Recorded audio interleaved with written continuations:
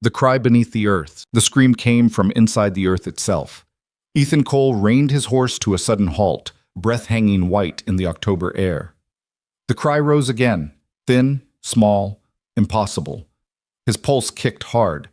No homesteads stood for miles, no settlements, just skeletal mine shafts and collapsed wells scattered across these Montana highlands like forgotten graves. He swung down from the saddle, boots hitting frozen ground. The sound came a third time, clearer now, a child's voice, terrified but controlled. "Help! Somebody, please!" Ethan ran toward the collapsed well, already knowing his quiet, careful solitude was about to shatter forever. If you're watching from somewhere in this world, drop a comment with your city below. I want to see just how far this story travels. Hit that like button and stay with me till the end. The earth had swallowed her whole. Ethan dropped to his knees at the edge of the collapsed well, peering into darkness that seemed to breathe. 20 feet down, maybe more, a small shape huddled against crumbling stone. Dirt-streaked face, wide eyes catching the last threads of daylight. "You hurt?" His voice came out rougher than he intended. "My ankle." The girl's words were steady despite the tremor underneath. "It's stuck under a rock." 6 years old, maybe 7, blonde hair matted with mud, dress torn at the shoulder, and alone, completely alone, in country that could kill a grown man in half a dozen ways before sunset. Ethan's jaw tightened. He scanned the horizon. No wagon tracks. No footprints but his own, and the small ones leading to the well's edge. The autumn wind carried nothing but the smell of sage and coming snow. "What's your name?" "Lily." "I'm Ethan." He tested the well's stone edge with his weight. Old construction, mining territory. The supports had given way recently, fresh dirt still crumbled inward. "Can you move at all?" "A little, but it hurts." He stood, mind already working through angles and leverage. His horse, Smoke, stood 30 yards back, reins trailing. The rope coiled on his saddle might reach. Might. "Lily, I'm going to get you out, but I need you to stay real still. Can you do that?" "Yes." No crying, no panic, just that small, certain voice rising from the dark. Something about it made his chest constrict. Ethan moved fast. He grabbed the rope from his saddle, tied one end around Smoke's horn, tested the knot twice. The other end he fashioned into a loop, crude but functional. He approached the well again, feeding rope into the darkness. "I'm lowering a rope. When it gets to you, slip it under your arms. Tie it if you can, but if not, just hold on tight." "Okay." The rope descended. Ethan watched it disappear into shadow, counting the seconds. When it stopped, he heard her small grunt of effort. "Got it." "Can you tie it?" A pause. "I think so. My mama showed me knots." "Your mama?" The words hung in the cold air. Ethan glanced around again. Still nothing. No one. "Where's your mama, Lily?" Silence from below. Then, "I don't know." His stomach dropped. "All right. Focus on the rope. Make the knot like she showed you." Minutes passed. The wind picked up, carrying the mineral smell of exposed rock. Ethan's hand stayed steady on the rope, feeling the small tugs and shifts as the child worked below. The sun had started its descent toward the western peaks. 2 hours of daylight left. Maybe less. "I did it!" Lily's voice carried a note of pride. "Good girl, now listen careful. When I start pulling, you're going to lift off the ground. It might hurt your ankle. If it hurts too much, you tell me and I'll stop. Understand?" "I understand." Ethan wrapped the rope around his gloved hands, braced his boots against stone, and pulled. The rope went taut. He felt her weight, lighter than expected, too light, and pulled again. Hand over hand, steady. The rope burned through his gloves. His shoulders took the strain. A small cry from below. He stopped. "You all right?" "It hurts, but keep going." Something in those words, that child's courage wrapped in pain, made him pull harder. The rope scraped against the well's edge. He could hear rocks falling, the whisper of disturbed earth. His muscles screamed. He didn't stop. Her hand appeared first, small fingers gripping stone. "Almost there, Lily. Almost." He grabbed her wrist, pulled, and she came up over the edge in a tumble of dirty dress and tangled hair. She collapsed against the ground, gasping. Her left ankle was swollen, already purpling, but she was out. She was breathing. She was alive. Ethan sat back on his heels, his own breath coming hard. "You're safe now." Lily looked up at him. Her face was smudged with dirt and tears she hadn't let fall, and her eyes, pale blue, startling, fixed on him with an intensity that made him look away. "Thank you, mister." "Ethan," he corrected quietly. "Can you stand?" She tried, gasped, shook her head. He scooped her up before she could protest. She weighed almost nothing, all bones and determination. He carried her to Smoke, who snorted but held steady as Ethan settled her in the saddle. "We need to find your mama. She'll be looking for me." Lily's voice carried absolute certainty. "She always finds me." Ethan swung up behind her, keeping one arm around her waist to steady her. "Where were you coming from?" "The woods. We were walking to town." "Which town?" "I don't know. Mama just said we had to keep walking." Alarm bells rang in his head. A woman and child walking through wilderness, no supplies he could see, running from something or someone. He turned Smoke south toward the nearest settlement, a rough collection of buildings called Birch Creek, 2 hours away if they pushed. The girl sat silent in front of him, small hands gripping the saddle horn. "Your ankle's going to need looking at," Ethan said. "There's a woman in Birch Creek who helps with injuries." "What's her name?"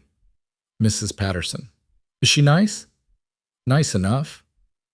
Lily was quiet for a moment, then, "Are you nice?" The question caught him off guard. "I don't know. I suppose that depends." "You saved me." "That's nice." Ethan didn't answer. Niceness had nothing to do with it. You didn't leave a child in a well. That wasn't virtue. That was baseline humanity. They rode in silence for a while. The land opened up around them, rolling hills covered in brittle grass, stands of aspen already bare. The mountains rose in the distance, their peaks white with early snow. It was country Ethan knew like his own heartbeat. Country he'd come to for its emptiness. "Do you live near here?" Lily asked. "Not far." "Do you have a family?" His jaw tightened. "No." "Why not?" "That's not a polite question." "Mama says questions are how we learn." "Your mama's raising a curious child." "Mama says curious is good. Ignorant is dangerous." Despite himself, Ethan felt the corner of his mouth twitch. "Your mama sounds smart." "She is. She knows all kinds of things. She can read and write and do numbers. She taught me my letters." "That's so." "I can write my whole name. Lillian Hartwell." Hartwell. The surname meant nothing to him. "That's a fine name." "What's yours? Your whole name?" "Ethan Cole." "Do you have a middle name?" "James." "Ethan James Cole." She said it like she was testing the weight of it. "That's a good name. Strong." He didn't know what to say to that. Conversation wasn't something he practiced much anymore. For 2 years, he'd spoken mostly to his horse and the occasional merchant in town.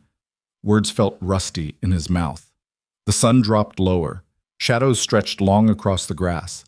Ethan urged Smoke faster, aware of the child's weight against his chest, the way she'd started to shiver despite the blanket he'd wrapped around her shoulders. "You cold?" "A little." He shifted, pulling her closer. She didn't resist, just settled against him like it was the most natural thing in the world. "Tell me about your mama," he said, "so I know her when I see her." "She's pretty. She has brown hair, long, and brown eyes. She's tall, taller than most ladies. And she's brave. Real brave." "What's she brave about?" Lily's small body tensed. "Things." Ethan filed that away. "What were you doing out here, you and your mama?" "Walking." "Walking where?" "Away."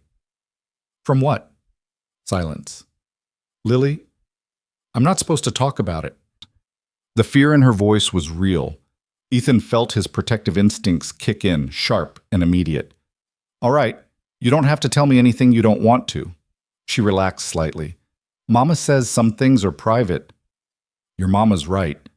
They crested a hill, and Birch Creek came into view, a scatter of wooden buildings huddled around a single dirt road. Smoke from chimneys rose straight up in the still air. Lamplight already glowed in windows. Ethan guided Smoke toward the largest building, Patterson's General Store, which doubled as the town's informal gathering place. He dismounted, then carefully lifted Lily down. She winced when her injured foot touched ground. "Wait here." He pushed through the door. The store was warm, crowded with the smell of coffee and tobacco. 3 men sat around a stove in the corner. Mrs. Patterson stood behind the counter, a stern-faced woman in her 50s with sharp eyes that missed nothing. "Ethan Cole." She looked him over with evident surprise. "Didn't expect to see you till spring." "Need your help. Got a child outside. Injured ankle. She's lost her mother." Mrs. Patterson was already moving, grabbing her shawl. "Where'd you find her?" "Old mining territory, North Ridge." "Alone?" "Yes." Her expression darkened. "Bring her in." Ethan carried Lily inside. The men by the stove looked up, curious. Mrs. Patterson cleared a space on the counter, and Ethan set Lily down carefully. "This is Mrs. Patterson," he told her. "She's going to look at your ankle." Lily nodded, eyes wide as she took in the unfamiliar faces. Mrs. Patterson's stern expression softened slightly as she examined the swollen joint. "You're a brave little thing, aren't you?" That's what Ethan said. Did he now? Mrs. Patterson glanced at Ethan with something like amusement. "Well, Ethan's not wrong. This is going to hurt when I touch it. You ready?" Lily bit her lip and nodded. Ethan stepped back, giving them space. One of the men by the stove, Frank Cooper, a rancher from the Eastern Valley, stood and approached. "Found her out by the mines?" "Yeah." "Alone?" "Her mother's missing. They were traveling on foot." Frank's eyes narrowed. "On foot? This time of year?" "That's what she says." "That's damned strange." It was. Ethan knew it. Everything about the situation felt wrong. A woman and child, alone, walking through wilderness with winter coming, running. The word kept circling back. "Sprained," Mrs. Patterson announced. "Not broken. She'll need to stay off it for a week, maybe 2. "I need to find my mama," Lily said immediately. "We will," Ethan heard himself say. "But it's getting dark. We'll look at first light." "She'll be scared." "If she's looking for you, she'll come to town. That's where anyone with sense would head." Mrs. Patterson wrapped the ankle with strips of clean cloth, her movements efficient. "You can stay here tonight, child. I've got a room in the back." "I want to stay with Ethan." Every head in the room turned. Ethan felt heat climb his neck. "Lily, please." Her eyes, those unsettling pale blue eyes, fixed on him. "You saved me. You're safe." Mrs. Patterson looked between them, eyebrows raised. "Ethan doesn't exactly keep a home suitable for children." "I don't mind," Lily said quietly. The room had gone very still.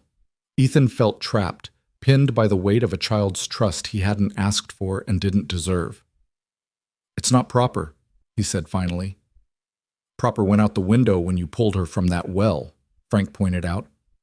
"She trusts you. That counts for something." Ethan wanted to argue, wanted to explain that trust was a mistake, that he wasn't the kind of man who should be responsible for anything fragile or innocent. But Lily's hand had found his sleeve, small fingers gripping the rough fabric. "Please." He looked down at her, saw the fear she was trying to hide, saw the exhaustion. "One night," he said. "Tomorrow we find your mother." Relief flooded her features. "Thank you." Mrs. Patterson sighed. "I'll pack some supplies. And Ethan, you bring her back here if you can't manage. No shame in it." "Understood." 20 minutes later, Ethan was riding through darkness with Lily wrapped in blankets in front of him, a sack of food and medical supplies tied to his saddle. The temperature had dropped. Stars filled the sky like broken glass. His ranch sat in a valley 5 miles from town, a simple cabin, a barn, a few outbuildings. He'd built it himself after, when he needed somewhere to disappear. Lily had fallen asleep against his chest. He could feel her small heart beating, steady and trusting. The cabin was dark when they arrived. He carried her inside, lit a lamp. The interior was sparse, a bed in one corner, a table, a stove. Everything a man needed to survive and nothing more. He laid Lily on the bed, pulled quilts over her. She didn't wake. He stood there for a long moment, looking down at her dirt-smudged face. What the hell was he doing? He built up the fire, made coffee he didn't drink, paced the small room. Outside, smoke nickered softly from the barn. The night pressed close. At some point, he must have dozed in the chair by the fire, because he woke to daylight streaming through the window and Lily's voice, small and scared. "Ethan?" He was on his feet instantly. "What's wrong?" She sat up in bed, eyes wide. "I heard something outside." He listened, heard it too, the sound of a horse approaching fast. Ethan grabbed his rifle from above the door, moved to the window. A single rider, pushing hard. He couldn't make out features yet, but the desperation in the rider's posture was clear. "Stay here," he told Lily. He stepped outside into cold morning air, rifle ready but not raised. The rider came into focus. A woman, tall and slim, dark hair streaming behind her. Her horse was lathered, near collapse. She saw the cabin, saw Ethan, and pulled up hard, swung down before the horse fully stopped. "My daughter," her voice broke. "I'm looking for my daughter. 6 years old, blonde hair. She fell in a—" "She's safe." The woman stopped, stared at him. "What?" "Your daughter, Lily. She's inside. She's safe." The woman's legs seemed to give out. She caught herself against her horse, one hand pressed to her mouth. Tears streamed down her face. She's fine. Sprained ankle, but fine." The door behind Ethan opened. Lily stood there, balanced on one foot, gripping the doorframe. "Mama!" The woman ran, dropped to her knees in front of the child, hands shaking as she touched Lily's face, her hair, her shoulders, as if confirming she was real. "Oh, baby. Oh, my baby. I thought—" "I'm okay, Mama. Ethan saved me." The woman looked up at him then. Brown eyes, just like Lily had said. Red-rimmed from crying, but sharp, intelligent. And underneath the relief he saw the same thing he'd sensed in Lily. Fear. She stood slowly, one arm around Lily. "Thank you. I can't—" Words failed her. She was in an old well, North Ridge mining territory. "I know. I was searching all night. When I couldn't find her, I thought—" She stopped, swallowed hard. "Thank you." "You should sit down. You look about ready to collapse." He expected her to refuse, but she nodded, let him guide her inside. Lily hopped along beside them. The woman sat at his table and Ethan poured her coffee from the pot he'd made hours ago. She wrapped her hands around the cup like it could anchor her to the world. "I'm Maryanne," she said finally. "Maryanne Hartwell. Ethan Cole." "Mr. Cole, just Ethan." "Ethan." She met his eyes. "I owe you my daughter's life." "You don't owe me anything." "I do." Her voice was firm despite its shakiness. "And I don't know how I'll ever repay that debt." Ethan looked at her. Really looked. Her dress was worn but clean. Her hands showed work. And there was something in the set of her shoulders, the way she held herself, that spoke of strength despite the fear. "Where were you headed?" he asked. Her expression shuddered. "West. That's a direction, not a destination." "It's all I have right now." Lily had climbed into her mother's lap, face buried in Maryanne's shoulder. Maryanne's arms wrapped around her tight. "You're running," Ethan said quietly. Maryanne's eyes snapped to his. For a moment he thought she'd deny it, then her shoulders slumped. "Yes." "From what?" "From who?" She glanced down at Lily. "And that's all I can say." Ethan understood silencing himself for a child's sake. He nodded. "You need supplies. A wagon. Winter's coming. You can't walk through these mountains." "I know." Maryanne's voice was barely a whisper. "But I don't have money for supplies." "I have—" She trailed off. Nothing. She had nothing. Ethan stood, moved to the window. Outside, the valley stretched golden in morning light. He'd come here to be alone, to exist in the quiet space where grief couldn't quite reach him. And now his cabin held a woman and child who needed help he wasn't sure he could give, but he thought of Lily's small voice rising from the well. Thought of the way she'd gripped his sleeve. "You saved me." He turned back. "You can stay here, both of you, until you figure out your next move." Maryanne's eyes widened. We couldn't possibly. You don't have a choice. His voice came out harder than he intended. Your daughter can't walk. You have no supplies. Winter's 2 weeks away, maybe less. You stay here, you rest, and when you're ready, we figure out where you're going and how to get you there safely. Why would you do this for strangers? Ethan looked at Lily, at her pale blue eyes watching him with that same unsettling certainty. Because it's right, he said simply. Maryanne's throat worked. She looked down at her daughter, then back at him. 1 week. We'll stay 1 week, and then we'll move on. I won't put you in danger. Danger? It's best you don't know. But Ethan had already guessed. Violent husband, abusive father, a man who believed his family was property to be hunted and reclaimed. He'd seen it before. In another life. All right, he said. 1 week. Maryanne nodded, relief and fear warring in her expression. Lily, still wrapped in her mother's arms, looked at Ethan over Maryanne's shoulder and smiled. It was a small thing, a child's smile, but it cracked something in Ethan's chest that had been frozen for 2 long years. He turned away, busied himself with the stove. Outside, the wind picked up, rattling the cabin's shutters. The first snow would come soon, and with it, Ethan suspected, something darker than weather. The week Ethan had promised became 2, then 3. November settled over the valley like a held breath, bringing frosts that turned the grass silver each morning and ones that howled through the canyon at night. The first real snow came on a Tuesday, soft and relentless, blanketing everything in white silence. Maryanne proved useful in ways Ethan hadn't expected. She could cook, not just survive the winter cooking, but meals that actually tasted like someone cared. She mended his shirts without being asked, organized the cabin's chaos into something livable, and never once complained about the cramped quarters or the work that came with keeping a household running through a Montana winter. Lily's ankle healed slowly. She spent her days reading from the 3 books Maryanne had managed to salvage, worn volumes she protected like treasure, or watching Ethan work through the cabin's single window. Sometimes she'd ask him questions, endless questions, until Maryanne would gently shush her. Let the man work in peace, Lily. But Ethan found he didn't mind the questions. They filled the silence he'd grown too comfortable with. Why do horses need shoes? Lily asked one morning, perched on a stool in the barn while Ethan worked on Smoke's hooves. Same reason you need shoes? Protection. But horses' feet are already hard. Hard doesn't mean invincible. He set down the hoof, straightened. Everything needs protecting, even strong things. Lily considered this with the seriousness she brought to everything. Are you a strong thing? I suppose. Who protects you? The question landed harder than she could have known. Ethan picked up his tools, moved to the next hoof. I protect myself. That sounds lonely. He didn't answer.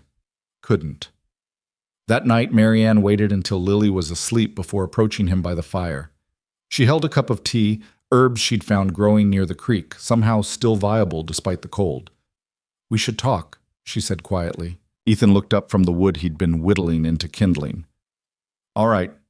She sat across from him, hands wrapped around her cup. The firelight caught the exhaustion in her face, the worry lines around her eyes. She was younger than he'd first thought, maybe 28, 29, but life had aged her in ways years couldn't measure. 3 weeks, she said. That's longer than we agreed.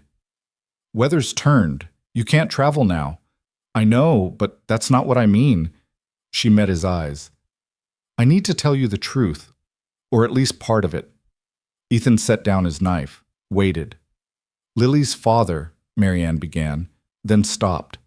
Started again. His name is Thomas Hartwell. We were married when I was 19.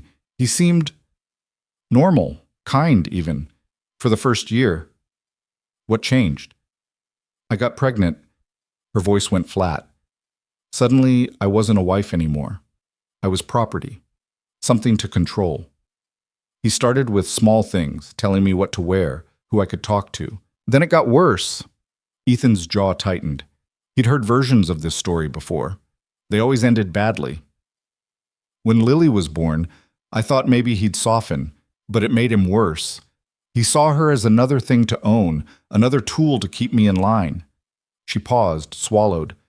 2 months ago he hit her. Not me, I was used to that. But her. She was crying because she'd spilled milk, and he… Her voice broke. She pressed her hand to her mouth, breathing hard. That night, she continued after a moment, I took what I could carry and ran. I had a little money saved, hidden where he couldn't find it. We took a stage west, then another north. I kept moving, kept changing direction. But he's looking for us. I know he is. How do you know? Because I know Thomas. He doesn't give up, ever. If something is his, he takes it back. And in his mind, we're his. Ethan stared into the fire. The flames twisted and jumped, throwing shadows across the cabin walls. Why tell me this now? Because you deserve to know what you're risking by letting us stay. If Thomas finds us, and he will eventually, he'll come here, and he won't come alone. Alone? He has money, connections. He'll hire men to track us. Maybe he already has. The weight of it settled over the room. Outside, wind rattled the shutters. Somewhere in the darkness, a coyote called. You should have told me sooner, Ethan said finally. I know, I'm sorry, She stopped. I was scared you'd make us leave. I still might. Her face paled. Ethan, but I won't. He looked at her. You stay until spring, until the pass is clear and you can get somewhere safe. California, maybe. Or Oregon. That's 4 months? I know. Why would you do that? For strangers? Ethan stood, moved to the window. Snow fell past the glass in thick, lazy flakes. I had a family once. Wife and son. They died 2 years ago. Fever. He heard Maryanne's sharp intake of breath. I couldn't protect them, he continued. Couldn't save them. They died, and I lived, and I came here because I didn't know what else to do. He turned back to her. Maybe I can't bring them back, but I can keep you and Lily safe. I can do that much. Tears ran down Maryanne's face. I'm so sorry. Don't be. It's not your grief to carry. She wiped her eyes, stood. For a moment she just looked at him, really looked, the way people rarely did. Then she crossed the room and took his hand. Her fingers were warm, calloused from work. Thank you, she whispered. Ethan nodded, couldn't trust his voice. She went to bed. He stayed by the fire, watching the flames until they died to embers. The next morning, he rode into Birch Creek. The town was quiet under its blanket of snow. He found Frank Cooper at the saloon, nursing coffee and talking weather with 2 other ranchers. Ethan. Frank looked up with surprise. Didn't expect to see you till spring. Need information. Frank's expression sharpened. He gestured to an empty chair. Ethan sat. That woman and child, Ethan said quietly. They're staying with me through winter, but someone might come looking for them. Man named Thomas Hartwell. You hear anything about strangers asking questions, I need to know. Frank studied him. This man dangerous? Very. You taking on someone else's trouble, Ethan? Looks like it. One of the other ranchers, Bill Harding, an older man with a scar across his jaw, leaned forward. What kind of man hunts his own family? The worst kind, Ethan said. Bill nodded slowly. I'll keep my ears open. Anyone comes through asking about a woman and girl, I'll send word. Appreciate it. Ethan bought supplies. More food, fabric for clothes, medicine. Mrs. Patterson raised her eyebrows when she saw the quantity. Planning to feed an army? Planning to survive winter. With guests, I hear. News traveled fast in small towns. Ethan didn't deny it. The child's mother, Mrs. Patterson said carefully. She in trouble? Yes. Bad trouble? The kind that doesn't quit. Mrs. Patterson packed his purchases in silence for a moment. Then, my husband was a hard man. Not violent, but hard. I know what it's like to feel trapped. She looked up at him. You're doing right by them. Don't let anyone tell you different. Ethan paid, loaded his horse, and rode home through falling snow. He found Maryanne outside the cabin, chopping wood. She'd wrapped herself in his spare coat, too big for her frame, and her breath came in white clouds. The pile of split logs beside her was respectable. You don't have to do that, Ethan said. She lowered the axe. Yes, I do. I won't be a burden. You're not. I am, and I know it. So I'll work. I'll earn our keep. He dismounted, took the axe from her hands. You'll also freeze to death. Get inside. I can handle cold. I'm sure you can, but I'd rather not test it. They stood there in the snow, stubborn wills colliding. Finally, Maryanne smiled. Just a little, just enough. You're bossy. I'm practical. Is there a difference? Despite everything, Ethan felt his mouth twitch. Get inside, Maryanne. She went, but she was laughing, and the sound of it did something strange to his chest. December came hard and fast. The snow piled higher. Temperatures dropped so low that water froze in the bucket overnight. Ethan spent his days managing the animals, repairing equipment, hunting when the weather allowed. Maryanne kept the cabin warm, the meals regular, the small space livable. And Lily brought something neither of them expected. Joy. She talked constantly, asked questions endlessly, invented games from nothing. She'd build elaborate structures from kindling, narrate stories to herself in voices that made Maryanne laugh, and somehow convince Ethan to play checkers using rocks and pieces of bark she'd painted with berry juice. You're terrible at this, she informed him one evening after winning her 5th straight game. I'm out of practice.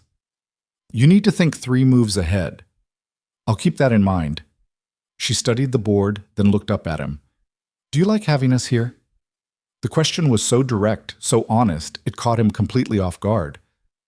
He stopped, started again. Yes, I do. Good. She moved her piece. Because I like being here, and Mama's happier now. She smiles more. Ethan glanced at Maryanne, who sat by the fire mending socks. She didn't look up, but he saw color rise in her cheeks. Your move, Lily prompted. He made it. She beat him again. That night, after Lily was asleep, Maryanne and Ethan sat by the fire as had become their habit. She was working on a quilt, piecing together scraps of fabric into something useful. He was oiling his rifle. She's right, you know, Maryanne said quietly. About what? I am happier than I've been in years. She set down her needle. It scares me. Why? Because happiness makes you forget to be careful, makes you think maybe the danger's past, and that's when it catches you. Ethan set down the rifle. You think he's still looking? I know he is. Thomas doesn't forgive, doesn't forget. Every day we're here, I wake up wondering if this is the day he finds us. He won't get past me. You can't promise that. Yes, I can. She looked at him across the fire. Her eyes were bright with unshed tears. Why are you doing this, Ethan? Really? I told you. No, you told me about your family, about grief, but that's not all of it. She leaned forward. You're punishing yourself. You think if you save us, it'll make up for not saving them. The words hit like a fist. Ethan stood, moved to the window. That's not fair. Maybe not, but it's true. He pressed his forehead against the cold glass. Outside, the world was white and still. I watched them die, he said quietly. My wife, Sarah. My son, Daniel. I held them while the fever burned through them. I tried everything, every remedy, every prayer. Nothing worked. They died in my arms, one after the other, and I couldn't do a damn thing to stop it. Ethan? So yes, maybe you're right. Maybe I'm trying to fix something that can't be fixed. But if I can keep you safe, if I can give Lily a chance at a childhood that doesn't include fear, then maybe their deaths weren't completely meaningless. Silence filled the cabin. Ethan could hear his own breathing, harsh and uneven. Then Maryanne was beside him. She didn't touch him, didn't push, just stood there, solid and warm.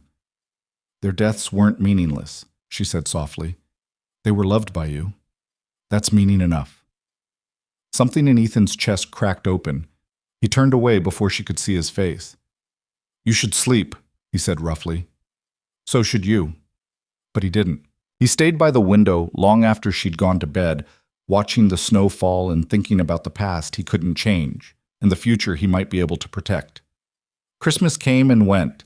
Maryanne made it special for Lily. Cookies from precious sugar, small gifts carved from wood. Ethan gave Lily a doll he'd made, crude but functional. She cried when she opened it, clutching it to her chest like he'd given her the moon. "Thank you, thank you, thank you," she whispered. And Maryanne gave him a shirt she'd sewn from fabric he'd bought weeks ago, not knowing it was meant for him. It fit perfectly. "You needed a new one," she said, not quite meeting his eyes. He wore it the next day, and the day after that. January brought the worst storms. They were snowed in for days at a time, the three of them in the small cabin with nothing but each other for company. It should have been claustrophobic. Instead, it felt like family. Ethan taught Lily to whittle. Maryanne taught him to cook something beyond coffee and jerky. They played cards, told stories, survived. And somewhere in all that surviving, something shifted. Ethan noticed the way Maryanne's hands moved when she talked, the way she tucked her hair behind her ear when she was concentrating, the small smile she got when Lily said something clever. He noticed and tried not to notice, because she was under his protection, his responsibility, and anything beyond that was dangerous territory neither of them could afford. But one night in late January, when a blizzard raged outside and the cabin felt like the only warm place in the world, Maryanne fell asleep by the fire. Ethan should have woken her, should have sent her to bed. Instead, he took the quilt from the back of his chair and draped it over her shoulders. She stirred, eyes opening halfway. "Ethan?" "Sleep. I've got first watch." "Watch for what?" "Whatever comes." She smiled, already drifting back under. "My protector." He sat down across from her, rifle across his knees, and kept watch until dawn. It was 2 days later when the warning came. Ethan had ridden to Birch Creek for supplies. The sky was clear, the air so cold it hurt to breathe. Frank met him at the edge of town, face grim. "We have a problem." Ethan's blood went cold. "Talk." 3 men came through yesterday, well-dressed, armed, asking about a woman and child matching your guest's description. "What did you tell them?" "Nothing. Nobody in town said a word, but Ethan, they weren't asking polite. They were offering money. A lot of it." "How much?" $500 for information leading to their location.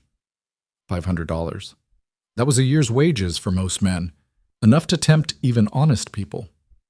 "Where are they now?" "Headed south, last I heard, but they'll be back. Men like that always come back." Ethan's mind raced. "How long do I have?" "A week. Maybe 2 if the weather holds them up." "That's not enough time." "Enough time for what?" Ethan looked at his friend. "To get them out. To get them somewhere safe." "Where?" "The passes are closed. You can't travel in this weather." "Then I'll make it so they don't need to travel." Frank grabbed his arm. "Ethan, don't do anything stupid." "Too late for that. I let them stay. That makes this my fight." "This isn't your fight." "Yes, it is." He rode home faster than was safe, Smoke's hooves throwing up chunks of frozen earth. His mind worked through options, discarding each one. They couldn't run, not in winter. They couldn't hide. The valley was too isolated, too easy to search, which left one option: stand and fight. He burst through the cabin door. Maryanne looked up from where she was teaching Lily letters, alarm flashing across her face. "What's wrong?" "They're coming. 3 men, maybe more. They're looking for you." All color drained from Maryanne's face. "How long?" "Week or 2. "Oh no." She stood, hands shaking. "Oh no, oh no." "Mama?" Lily's voice was small, scared. Maryanne knelt beside her daughter, forced calm into her voice. "It's all right, baby. Everything's all right." But her eyes, when they met Ethan's over Lily's head, said the opposite. That night, after Lily cried herself to sleep, Maryanne and Ethan sat by the fire and made plans. "You could leave," Maryanne said. "Take Lily, ride out before they get here. I'll stay, tell them she ran off, buy you time." "No." "Ethan, no." His voice was iron. "We don't separate. We don't give them any leverage." "Then what do we do?" He looked at her, at this woman who'd trusted him with her life, her daughter's life, who'd brought warmth back into his frozen existence. "We make this place defensible. We prepare. And when they come, you'll get hurt, or worse." "Maybe." I can't let you do that. You don't have a choice. Neither do I. This is happening, Maryanne, and I'm not letting them take you. Her eyes filled with tears. Why? Why would you risk everything for us? Ethan reached across the space between them, took her hand. Her fingers were cold, trembling. Because somewhere along the way, he said quietly, you stopped being strangers, both of you, and I protect what's mine. Maryanne's breath caught. Yours? He squeezed her hand. Mine. She was crying now, silent tears tracking down her face. I don't deserve this. Don't deserve you. That's where you're wrong. She leaned forward, rested her forehead against their joined hands. Ethan felt the warmth of her breath, the weight of her trust. We'll fight, she whispered. Together. Together. The next week was controlled chaos. Ethan reinforced the cabin's walls, built shutters that could be barred from inside. He stocked ammunition, checked weapons, created fallback positions in case they had to retreat. Maryanne learned to shoot. She was a natural, steady hands, good eye, no hesitation when it mattered. Where'd you learn to focus like that? Ethan asked after she'd hit 3 targets in a row. Thomas used to take me hunting, back when he was still pretending to be kind. Her voice was flat. I got good at it because it was the only time he'd leave me alone. I could breathe out there. You can breathe here. She lowered the rifle, looked at him. I know. That's what scares me most. I've gotten used to breathing. 2 days before Frank's predicted timeline, it started snowing again. Heavy, relentless snow that buried the valley under fresh white silence. Ethan stood at the window, watching it fall. Maybe it'll slow them down, Maryanne said beside him. Maybe. Lily was drawing at the table, humming to herself, oblivious to the storm gathering just beyond her mother's fear. If something happens to me, Maryanne said quietly, you'll take care of her. Promise me. Nothing's going to happen to you. Promise me, Ethan. He turned, looked into her eyes, saw the fierce mother, the frightened woman, the person who'd become essential to his existence in ways he couldn't fully name. I promise. She kissed his cheek, quick, soft, over before he could respond. Thank you. That night, Ethan didn't sleep. He sat by the window with his rifle, watching the darkness beyond the snow. And somewhere out there, moving through the cold Montana night, 3 men with hard eyes and harder intentions rode toward his valley. Toward the fight that would decide everything. The snow stopped near dawn. Ethan watched the sky lighten from black to gray to pale gold, his rifle still across his knees. He'd been awake for 36 hours straight. His eyes burned, his body ached, but he couldn't afford rest. Not now. Behind him, Maryanne stirred. He heard the whisper of blankets, the soft pad of her feet on the wooden floor. Anything? Her voice was rough with exhaustion. Not yet. She came to stand beside him, wrapped in a quilt. Her hair hung loose around her shoulders. In the dim light, she looked younger, more vulnerable. Maybe they won't come, she said without conviction. They'll come. How can you be so sure? Because I know men like your husband. They don't stop. They don't forgive. And they sure as hell don't forget. Maryanne pulled the quilt tighter. What if we're wrong? What if Thomas isn't sending them? What if they're not? The certainty in his voice ended the conversation. They stood together in silence, watching the valley emerge from darkness. The snow lay pristine and untouched, broken only by the tracks of small animals and the dark shapes of pine trees bent under their white burden. Beautiful. Peaceful. A lie. Lily woke an hour later, cheerful despite the tension threading through the cabin. She chattered through breakfast, asking Ethan about the horses, asking her mother about the story they'd been reading. Neither adult had the heart to silence her. Let her have this, Ethan thought. Let her have one more morning before the world crashes in. After breakfast, Maryanne took Lily to the far corner of the cabin, away from the windows. She spread out papers and pencils, keeping her daughter occupied with drawing and letters. But her eyes kept darting to Ethan, to the rifle beside him, to the door he'd reinforced with extra boards. The day stretched long and quiet. Too quiet. Even the birds seemed to sense something wrong. It was mid-afternoon when smoke nickered from the barn. Ethan was on his feet instantly. "Maryanne, back room, now!" She didn't argue, just grabbed Lily and disappeared through the door to the small storage room Ethan had prepared, windowless, reinforced, with supplies to last days if necessary. Ethan moved to the window, staying to the side where he couldn't be seen, scanned the tree line, saw nothing. But smoke wasn't wrong. Something was out there. Minutes passed. Then he caught it, movement at the edge of the woods. 3 riders, spread out, approaching slowly. They wore heavy coats, carried rifles.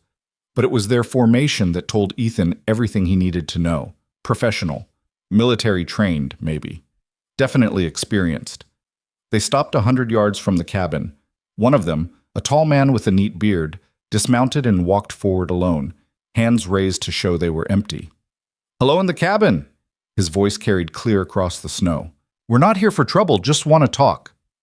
Ethan didn't respond. "We're looking for someone. A woman and a child. We have reason to believe they might have passed through this area. We're prepared to pay generously for information." Still, Ethan said nothing. Let them wonder if anyone was home. Let them get nervous. The bearded man took another step forward. "Look, we can do this easy or hard. Easy is you talk to us, we get our information, we pay you and leave. Hard is, well, I think you can imagine." Ethan's finger moved to the trigger guard. Not yet. Not until he had to. "What's your name, friend?" the man called. "No reason we can't be civilized about this." From the back room, Ethan heard Lily's muffled voice, Maryanne shushing her. His jaw tightened. The bearded man seemed to hear it too. His expression changed, hardened. He made a signal to the other riders. They spread out wider, flanking the cabin. That's when Ethan knew negotiation was over. He stepped into view at the window, rifle raised. "That's far enough." The bearded man stopped, smiled. "There we go. Finally. I was starting to think maybe you were deaf." "I heard you. Now turn around and ride out." "Can't do that, friend. We've got a job to finish." "Your job ends here." "See, that's where you're wrong." The man's smile didn't reach his eyes. "The woman and child we're looking for, they belong to Thomas Hartwell. You know that name?" "I know it." "Then you know he wants his family back, and Mr. Hartwell is a very generous man. He's willing to overlook any assistance you might have provided. All you have to do is let us take them home." "This is their home now." The bearded man's smile faded. "You really want to die for strangers?" "They're not strangers." "Then you're a fool." "Maybe, but I'm a fool with a rifle pointed at your chest. So here's what's going to happen.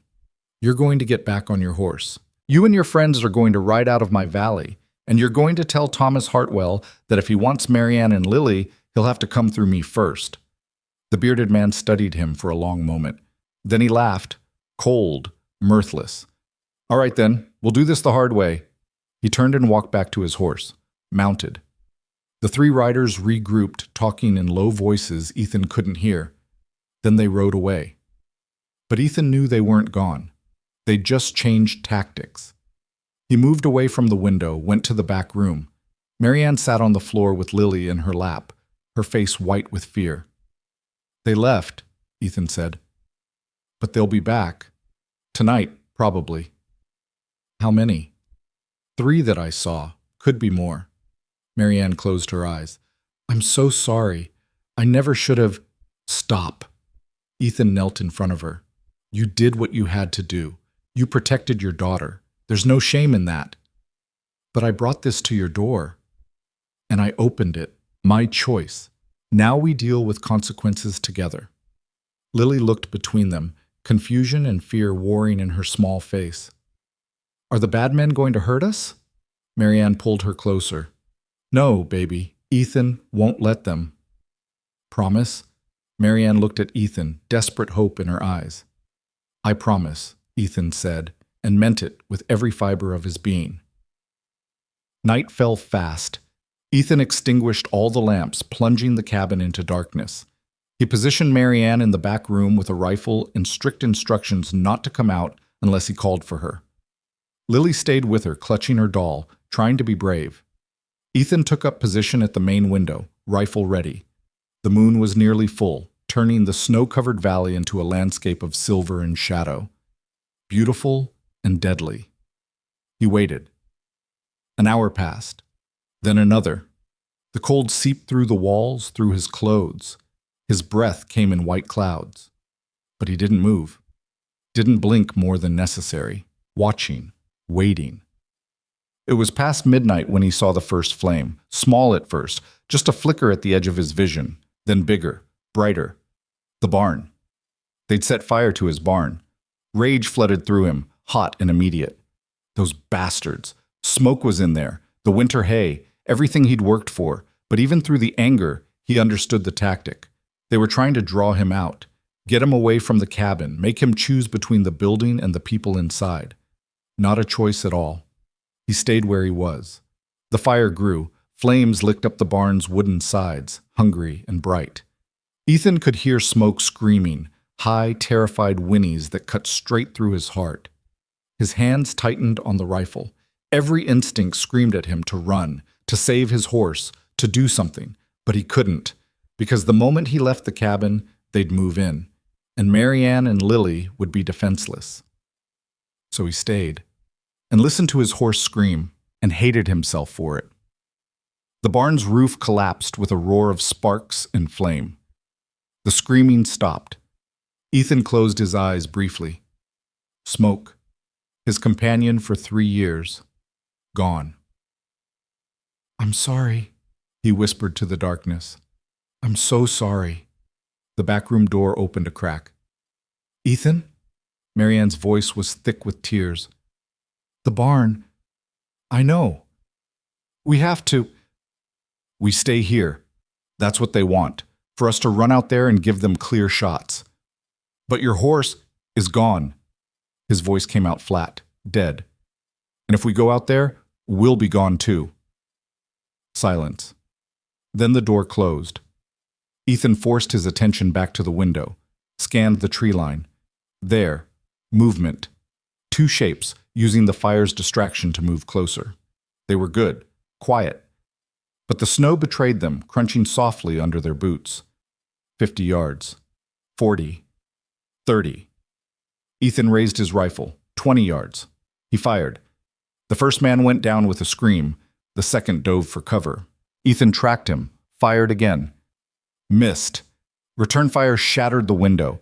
Glass exploded inward. Ethan dropped, rolled, came up at a different angle, fired 3 more shots in quick succession. Another scream, then silence. Ethan's heart hammered.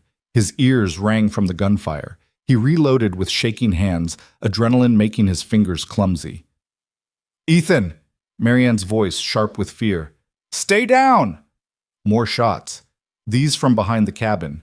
They'd circled around, trying to flank him. Ethan spun, fired through the back wall where he thought the shooter stood. Wood splintered. Someone cursed. Then the front door exploded inward. The bearded man stood in the opening, rifle raised. "Enough!" Ethan swung his weapon around, too slow. He knew it even as he moved. The other man would fire first, would put a bullet in him before a shot rang out. But it wasn't the bearded man who fired. It was Maryanne. She stood in the doorway to the back room, rifle braced against her shoulder, eyes cold and certain. The bearded man looked down at the spreading red stain on his chest, looked back up at her, and fell. For a heartbeat, nobody moved. Then Ethan was on his feet, crossing to Maryanne, taking the rifle from her shaking hands. "Are you hit?" She shook her head, couldn't speak. "Lily?" "In the back, safe." "Stay with her. Lock the door. Don't come out until I say." "Ethan, go!" She went. Ethan heard the bolt slide home. He turned back to survey the damage. 1 man dead in his doorway. At least 1 wounded outside. Maybe 2. But that still left 1 unaccounted for. The barn fire was dying now, having consumed everything it could reach. Smoke and ash drifted through the air, acrid and choking. The cabin's broken window let in freezing wind and the smell of burning wood. Ethan moved carefully to the window, staying low, scanned the darkness. Nothing, just shadows and smoke and... There, a figure running toward the tree line, limping badly, wounded, retreating. Ethan could take the shot, should take it, eliminate the threat completely. But he lowered his rifle, let the man go, one to tell the tale, One to carry the message back to Thomas Hartwell that his hired guns had failed. The night went still again. Ethan waited another hour, rifle ready, before he was sure they were truly gone. Then he went to the back room, knocked softly. "Maryanne, it's over." The bolt slid back. The door opened. Maryanne stood there, Lily pressed against her side, both of them pale and wide-eyed. "Is it really over?" Maryanne whispered. Ethan looked at the dead man in his doorway, at the shattered window, at the smoke still rising from his destroyed barn. "For tonight," he said. Lily pulled away from her mother, ran to Ethan, wrapped her arms around his waist. "You kept us safe." Ethan's hand came up automatically, rested on her head. "Yeah, little one, I did. But the cost. The cost of safety was written in ash and blood, and the silence where his horse's breathing should have been. They spent the rest of the night cleaning. Ethan dragged the dead man outside, covered him with a tarp. He'd deal with burial come daylight. Maryanne swept up glass, boarded the broken window. Neither of them spoke much. What was there to say? Lily finally fell asleep near dawn, exhausted by fear and adrenaline. Maryanne carried her to bed, tucked her in with gentle hands. When she came back, Ethan was standing in the doorway, staring at the barn's smoking ruins. "I'm sorry about your horse," Maryanne said softly. "He was a good animal. And the barn can be rebuilt." He turned to face her. "You saved my life tonight. You saved ours first. That shot you made, through the doorway in the dark, that was—" He trailed off. "That was incredible. That was terrifying." Maryanne's voice shook. "I've never shot a person before. Never even thought I could. But you did. When it mattered. Because I couldn't lose you." The words came out raw, honest. "I couldn't let him take you from us." Ethan stepped closer, reached out, tucked a strand of hair behind her ear. His fingers lingered on her cheek. "Maryanne, don't." She caught his hand, pressed it against her face. "Don't say whatever you're about to say. Don't tell me this was just protection or duty or paying back some cosmic debt for your family, because I know better now." "What do you know?" "That you care. About us. About me." She met his eyes. "And I care about you. More than I should. More than is safe. Nothing about this is safe. I know, but I'm tired of being afraid, tired of running, and I'm tired of pretending that what I feel for you is gratitude when it's so much more than that."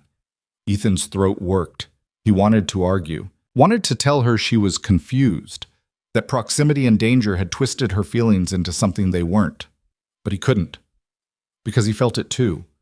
This thing between them, this connection that had grown from necessity into something deeper, truer.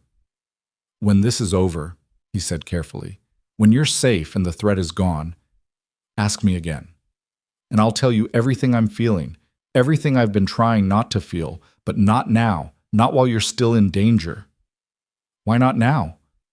"Because if I start, I won't be able to think clearly, and we need clear heads, at least until Thomas Hartwell is dealt with permanently." Maryanne studied his face, then nodded slowly. "All right, but Ethan, when this is over, I'm holding you to that. I'm counting on it." She kissed his cheek, longer this time, more deliberate, then went to check on Lily, leaving Ethan standing alone in the cold morning light. The next day brought riders from Birch Creek. Frank Cooper led them, his face grim when he saw the burned barn and the tarp-covered body. "We heard gunfire," Frank said. "Took us till morning to get through the drifts." "3 of them," Ethan said. "1 dead, 1 wounded, 1 ran. And your barn." "Yeah." Frank dismounted, walked to where the structure had stood. "I'm sorry, Ethan. This is a hard loss." "It's wood. It can be replaced." "And your horse?" Ethan's jaw tightened. "Can't." The other men spread out, examining the scene. Bill Harding came over with something in his hand, a piece of paper, partially burned. "Found this in the dead man's pocket. Thought you should see it." Ethan took it. It was a wanted poster. Maryanne's face, sketched in rough detail, and below it, in printed type, "Reward for information leading to the return of Maryanne Hartwell and child to her lawful husband, $500. Lawful husband." The words made Ethan's blood boil. "There's more." Bill said quietly. Got word this morning. Thomas Hartwell himself is coming. He's in Denver now, gathering more men. He'll be here inside a week. Ethan's stomach dropped. How many men? Reports say 10. Maybe more. 10 armed men against 1. Those were bad odds, worse than bad. Frank put a hand on his shoulder. You can't fight that many, Ethan. You need to get them out, get them somewhere safe. Where? The passes are still closed. We can't outrun horses in this snow. Then you make a stand, but not alone. We'll help. Ethan looked at the men gathered around him, ranchers and shopkeepers. Good men, but not fighters, not soldiers. I can't ask you to risk your lives for this. You're not asking, Frank said firmly. We're offering. You're one of us, Ethan, and we don't abandon our own. One by one, the others nodded. Agreement, solidarity. Something in Ethan's chest loosened. He wasn't alone anymore. Hadn't been for months, really. But now he felt it. The weight of community, of people who had his back. All right, he said. Then we prepare. Because when Thomas Hartwell comes, we're going to be ready. They spent the next 3 days fortifying. Men from town brought supplies, weapons, ammunition.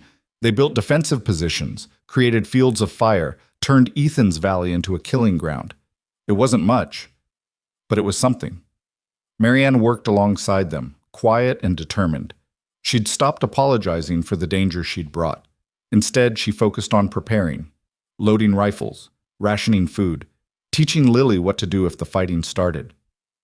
You stay in the back room, Maryanne told her daughter. No matter what you hear, no matter how scared you get, you stay there until someone comes for you. Understand? What if nobody comes? Lily's voice was very small. Someone will, Ethan will, or I will, but someone will always come for you. Lily nodded, trying to be brave, but Ethan saw the fear in her eyes, the understanding that something terrible was approaching. On the 4th night, Ethan found Maryanne outside, staring at the stars. She'd wrapped herself in blankets against the cold, breath coming in white clouds. You should be inside, he said. I needed air, needed space to think. He stood beside her.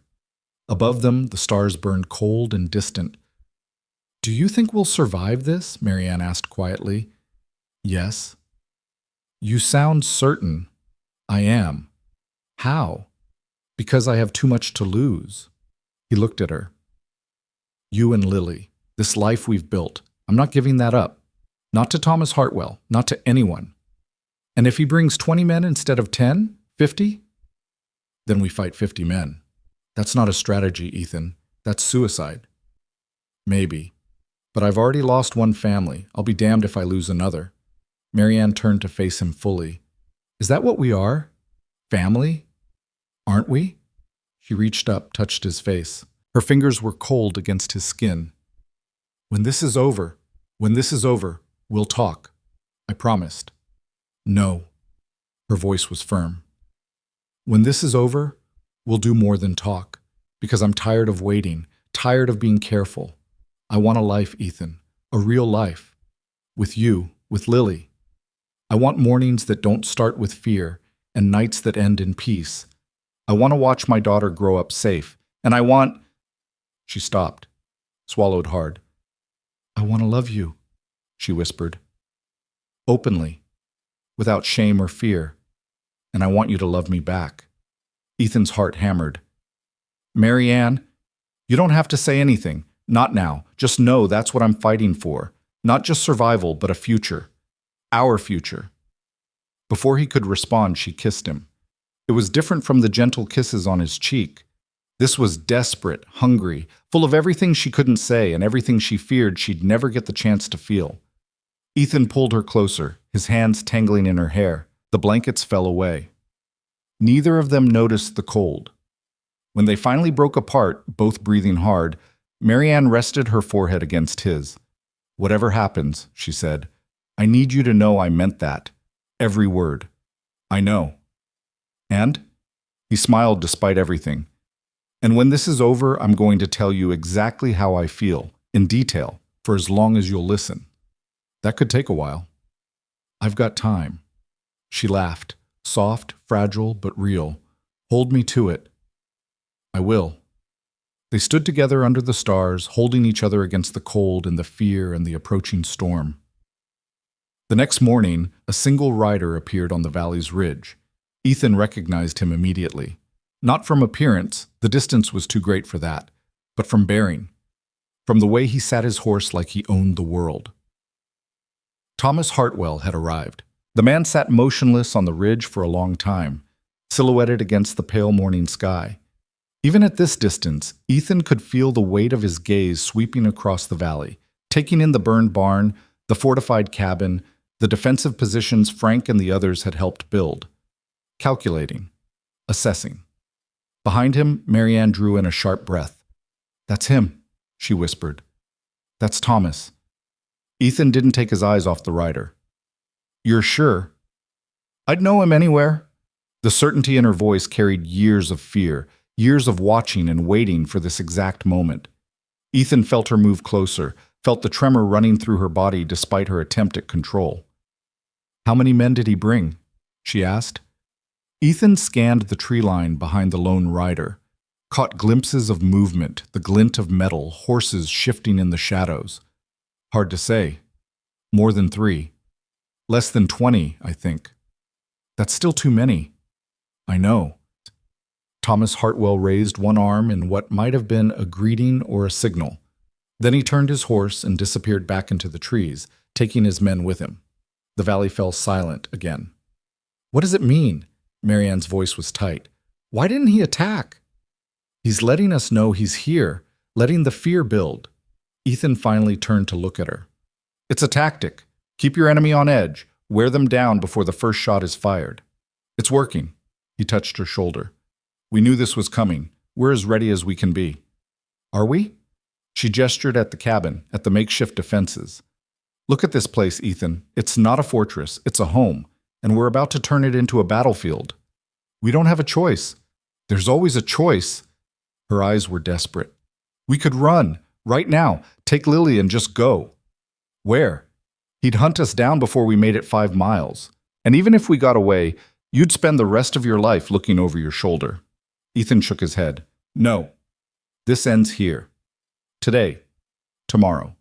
Whenever he decides to make his move. But it ends." Maryanne closed her eyes.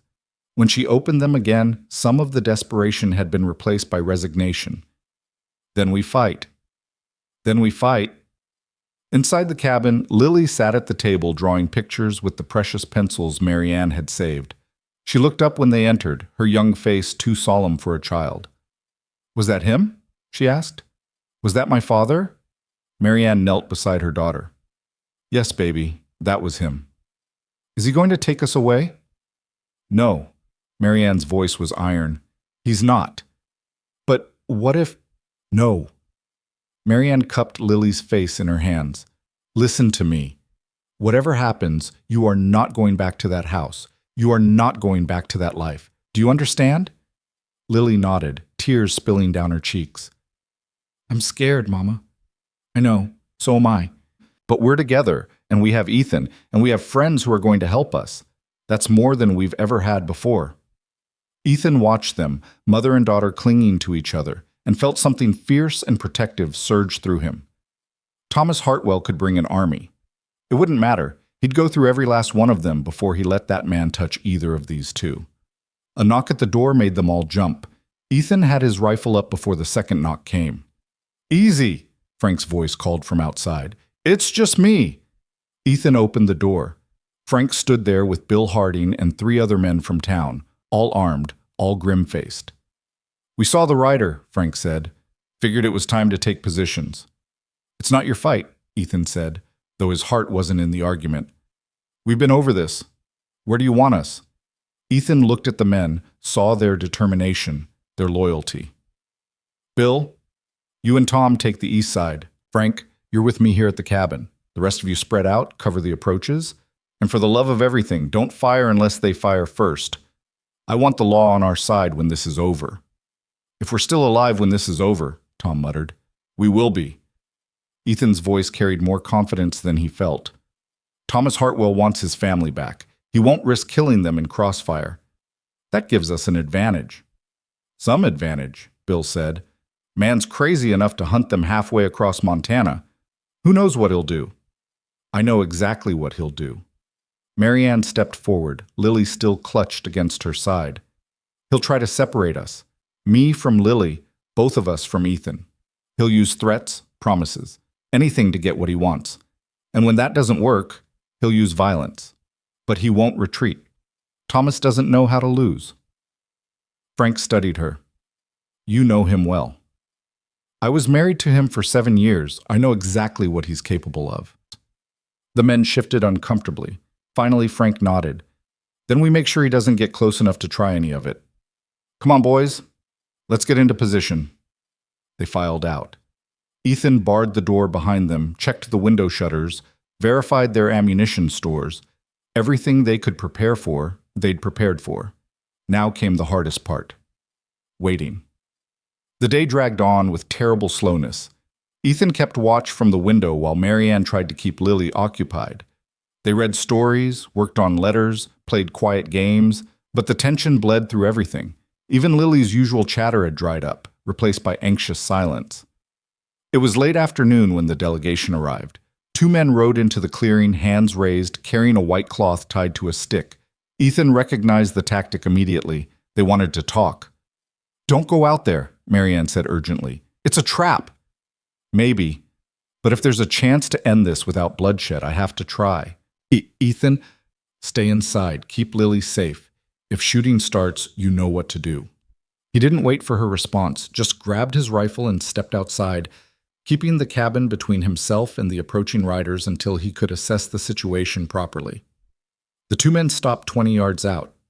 One of them was older, graying, with the weathered look of someone who'd spent his life outdoors. The other was younger, harder, with cold eyes that tracked Ethan's every movement. We're here to talk, the older man called. Mr. Hartwell wants to parlay. Then let him come himself. He's willing to meet, but he wants assurances of safety. Ethan almost laughed. He brings armed men to my home, burns my barn, sends hired guns to attack in the night, and now he wants assurances of safety? Past misunderstandings. Mr. Hartwell simply wants his family returned. They're not his family anymore. The younger man's hand drifted toward his weapon. The older one shot him a warning look, then turned back to Ethan. Be reasonable. This can end peacefully. Mr. Hartwell is prepared to offer compensation for any inconvenience. He's even willing to overlook the death of his employee given the circumstances. How generous. All he asks is that you return his wife and daughter. They belong with him. They belong to themselves, and they've chosen to stay here. A woman can't simply choose to abandon her marriage. There are laws that say a man can beat his wife, beat his child. Ethan's voice went cold. Those aren't laws worth following. The older man's expression flickered. For just a moment, Ethan saw something like shame there, but it passed quickly, replaced by professional neutrality. Will you meet with Mr. Hartwell or not? Ethan considered. Meeting face-to-face with Thomas Hartwell was dangerous, potentially fatal, but it might also give him insight into the man's plans, his weaknesses. Tomorrow morning, dawn. Neutral ground, the clearing by the North Creek. He comes alone. I come alone. We talk. The older man nodded. I'll relay your terms. They turned their horses and rode away. Ethan watched until they disappeared into the trees, then went back inside. Maryanne was waiting, her face pale. What did they want? Thomas wants to meet. Talk things over. You can't seriously be considering it. I already agreed. Tomorrow morning. Ethan, no. It's too dangerous. He'll kill you. Maybe. But I don't think so. Not yet, anyway. He wants you and Lily more than he wants me dead. That gives me leverage. What kind of leverage? You can't negotiate with someone like Thomas. He doesn't compromise. He doesn't bargain. He takes what he wants and destroys anyone who gets in his way. Then I'll make sure I'm not in his way. I'll make sure the only way to get to you is through me. Maryanne grabbed his arm. And when he decides to go through you, what then? Ethan met her eyes, saw the fear there, the love she was finally admitting to. Then at least I'll have seen it coming. That night was the longest of Ethan's life. He tried to sleep, but couldn't. Every sound made him reach for his rifle. Every shadow seemed like a threat. Beside him, Maryanne lay awake too. He could hear her breathing, quick and shallow with anxiety. Finally, near midnight, she spoke into the darkness. "When you meet him tomorrow, don't let him get in your head." "I won't." "I mean it. Thomas is good at finding weakness, at twisting words until you question yourself. He'll try to make you doubt. Doubt me, doubt this, doubt everything." "What could he possibly say that would make me doubt you?" She was quiet for a moment. "He'll tell you I'm lying, that I'm exaggerating, that I was an unfaithful wife who abandoned her responsibilities." "Were you?" "No."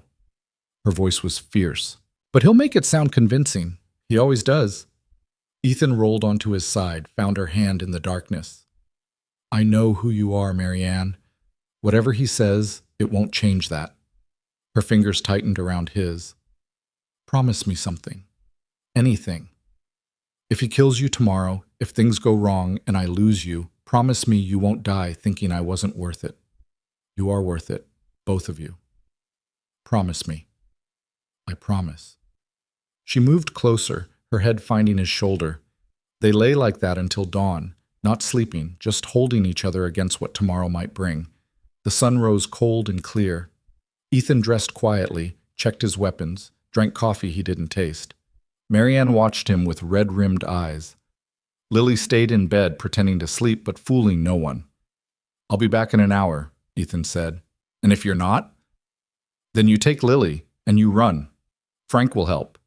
He'll get you to the next town, get you on a stage heading west. Don't stop until you hit the ocean." "Ethan, promise me." She crossed to him, pulled his face down to hers, kissed him hard and desperate. "Come back to me." "I will." Outside, the valley was silent. Frost covered everything, turning the world into crystal.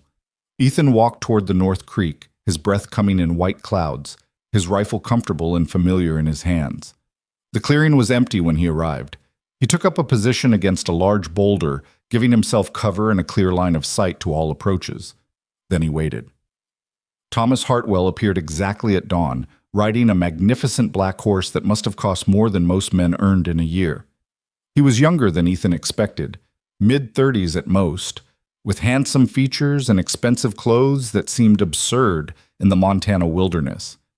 But it was his eyes that caught Ethan's attention. Cold, calculating, completely devoid of empathy. The eyes of a man who saw people as possessions. Thomas dismounted, tied his horse to a tree, and walked forward with the confidence of someone who'd never truly faced consequences. "You must be Ethan Cole," he said. His voice was cultured, educated, the voice of money and privilege. "And you're Thomas Hartwell." "I am." Thomas looked around the clearing, at the creek frozen at the edges, at the pine trees heavy with snow. "Beautiful country. I can see why you chose it." "I chose it because it's isolated, private." "Indeed. Privacy is valuable, but it does make one vulnerable, doesn't it? When trouble comes, there's no one to help." Thomas smiled. "Lucky for you, I'm not here to cause trouble. I'm here to reclaim what's mine and leave you in peace." "Maryanne and Lily aren't yours anymore." "Legally, they absolutely are. Maryanne is my wife, Lily is my daughter. The law is quite clear on this matter. The law also says you can't beat them." Thomas's smile didn't waver. "I have never beaten my wife or child. If Maryanne has made such claims, she's lying. She tends to dramatize, to exaggerate. It's part of her condition. Her condition. She suffers from nervous hysteria, delusions. It's why she needs my care, my guidance. Without it, she becomes confused, makes poor choices." Thomas spread his hands. "Running away with our daughter, dragging her through a Montana winter, imposing on strangers. These are not the actions of a rational woman." Ethan felt his jaw tighten. Maryanne had warned him about this, about how Thomas would twist reality, make himself the victim and her the villain. "She seems plenty rational to me." "Of course she does. She's very good at pretending, very convincing when she wants to be. But I know her, Mr. Cole. I know her weaknesses, her lies, her manipulations, and I know she's turned you against me with her stories. She's shown me her bruises, old injuries, from falls, accidents.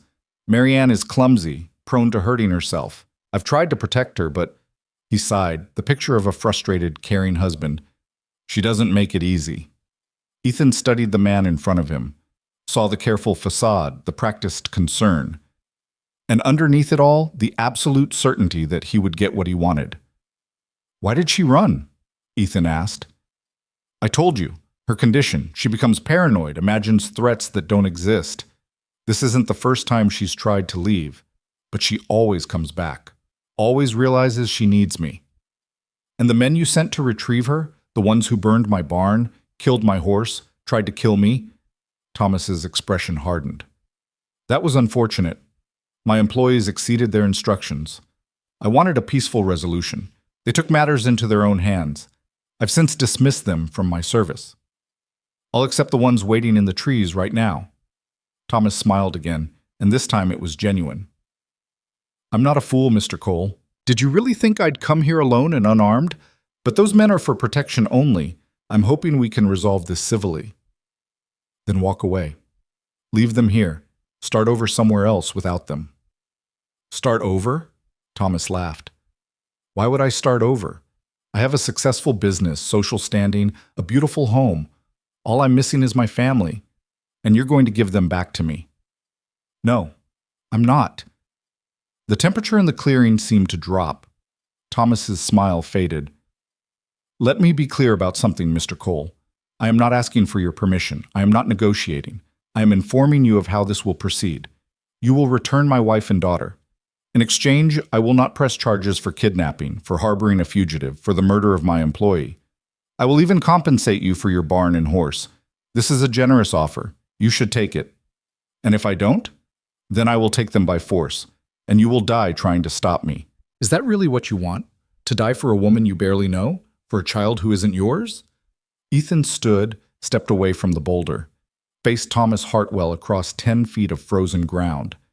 "I know them well enough to know they're terrified of you, well enough to know you hurt them, and well enough to know that I'll die before I let you take them back to that life." Thomas's face twisted with rage. "You self-righteous bastard! You think you're noble? You're just another fool who believes her lies.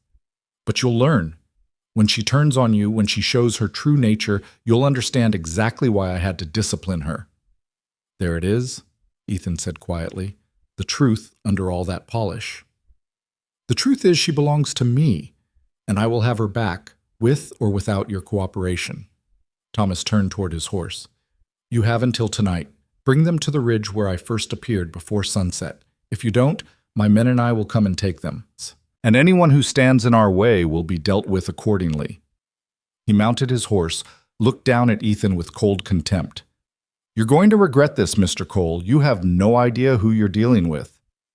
"Neither do you." Thomas rode away without another word. Ethan waited until he was out of sight, then started back to the cabin. His hands were shaking, not with fear, but with rage. Everything Maryanne had said was true. Thomas Hartwell was a monster hiding behind money and manners and carefully crafted lies. And in a few hours, that monster was coming with armed men to take back what he considered his property. Ethan found Frank and the others waiting at the cabin. Maryanne stood in the doorway, her face pale but composed.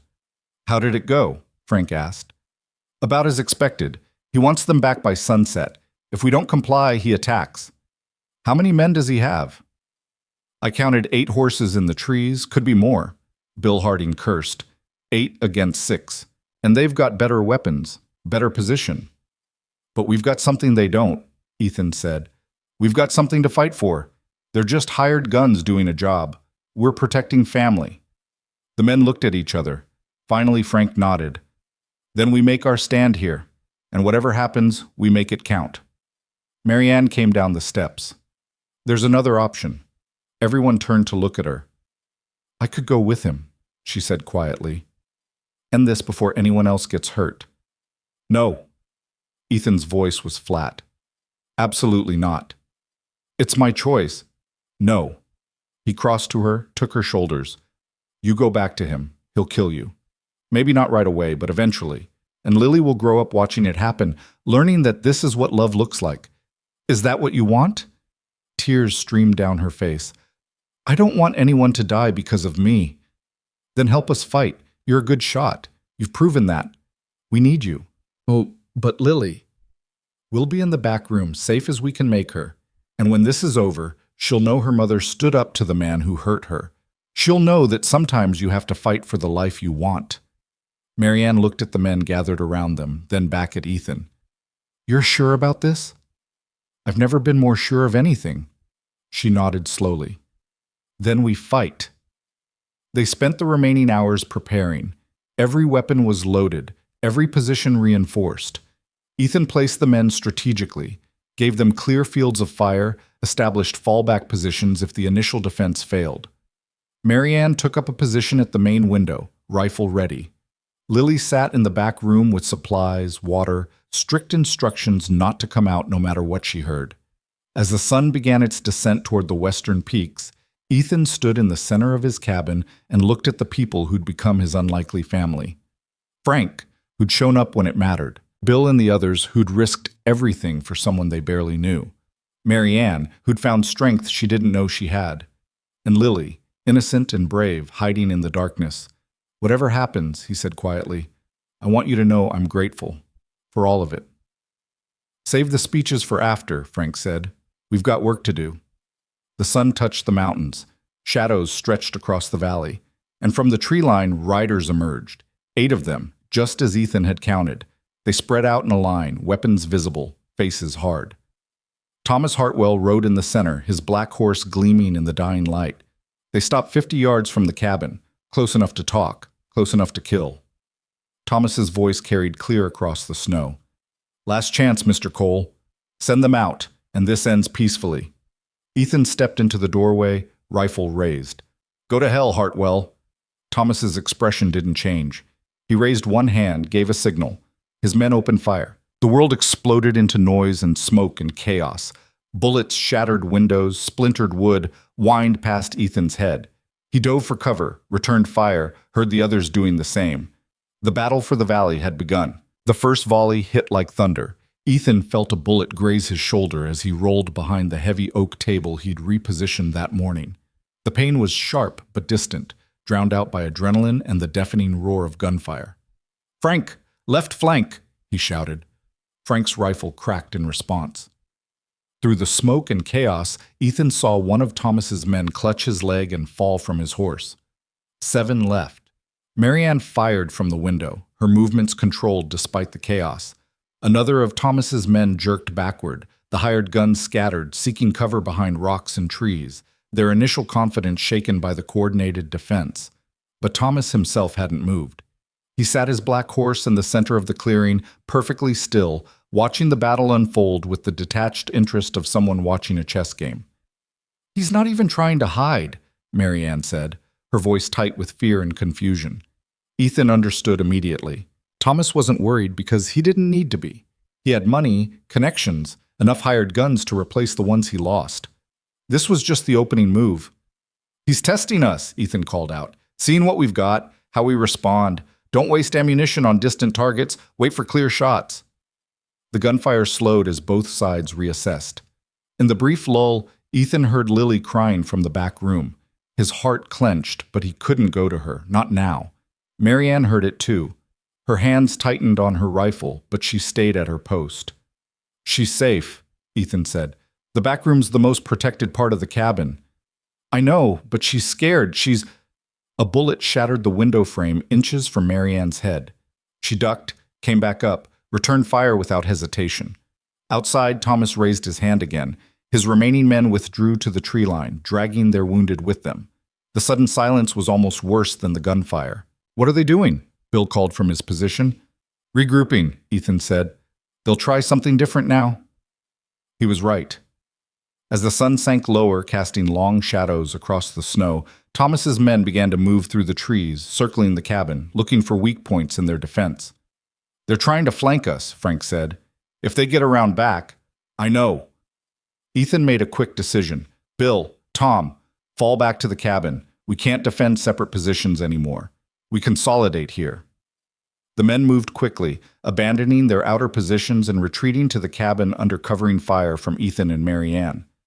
Bullets kicked up snow around their feet, but they made it inside. Now all 6 defenders were packed into the small space, rifles bristling from every window and gun port Ethan had cut in the walls. "We're sitting ducks," Tom muttered. "We're a fortress," Ethan corrected. "They can surround us, but they can't get in without exposing themselves. And every minute we hold them off is another minute closer to nightfall." "What happens at nightfall?" Maryanne asked. "They either have to attack in darkness, which gives us the advantage since we know this ground, or they have to wait until morning. Either way, it buys us time." But Thomas Hartwell wasn't interested in waiting. As the last light faded from the sky, one of his men sprinted from the trees toward the cabin, carrying something that burned bright in the darkness. "Fire!" Frank shouted. They all fired at once, but the runner was fast, zigzagging, making himself a difficult target. He made it within 20 yards of the cabin before Bill's shot caught him in the chest. The man fell, and the burning object, a torch soaked in oil, landed in the snow and sputtered out. But the message was clear. They'd try to burn them out, just like they'd burned the barn. "We need to end this," Maryanne said, "before they find a way to get fire to the cabin with Lily inside." Ethan knew she was right. Defense could only last so long. Eventually, Thomas would find a way through their perimeter, or the defenders would run out of ammunition, or someone would make a mistake. They needed to go on offense. "I'm going out there," Ethan said. Every head turned toward him. "That's suicide," Frank said flatly. "Maybe, but it's the only way to end this. Thomas wants a confrontation. He wants to prove he can take what's his, so I'll give him what he wants. Just him and me." "He won't fight fair," Maryanne said. "The moment you step outside, his men will kill you." "Not if I have leverage." Ethan looked at her.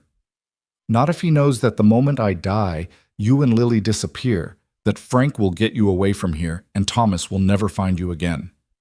Understanding dawned in Maryanne's eyes. "You're going to offer him a deal."